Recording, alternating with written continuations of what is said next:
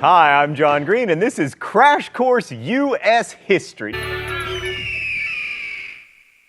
We're not going to talk about the United States or this guy. We're going to talk about the people who lived here before any Europeans showed up. So no one knows exactly how many people lived in North America before the Europeans got here. Some estimates are as high as 75 million, but in the present U.S. borders, the guesses are between 2 and 10 million. And like other Native Americans, their populations were decimated by diseases such as smallpox and influenza. Actually, it was much worse than decimation. As many of you have pointed out, decimation means 1 in 10. This was much worse than that. It was closer maybe to 8 in 10, which would be an octocimation. So there had been civilizations in North America, but they peaked before the Europeans arrived. The Zuni and Hopi civilization, round about here, peaked about 1200 CE. They had large multiple family dwellings in canyons, which they probably left because of drought. So I want to underscore that there was huge diversity in the pre-Columbus American experience, and that talking about someone who lived here in 1000 BCE and talking about someone who lived here 2000 years later is just inherently problematic.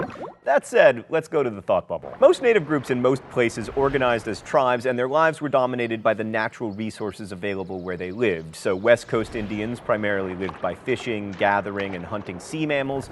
Great Plains Indians were often buffalo hunters. These tribal bands often united into loose confederacies or leagues, the best known of which was probably the Iroquois Confederacy, also called the Great League of Peace. Religion usually involved a vibrant spiritual world with ceremonies geared toward the tribe's lifestyle. Hunting tribes focused on animals, agricultural tribes on good harvests, and most Indian groups believed in a single creator god who stood above all the other deities, but they weren't monotheistic in the way that Christians who came to the New World were. American Indians also saw property very differently from Europeans. To First Peoples, land was a common resource that village leaders could assign families to use, but not to own, and most land was seen as common to everyone. As Black Hawk, a leader of the Sauk tribe, said, "The Great Spirit gave it to his children to live upon and cultivate as far as necessary for their subsistence.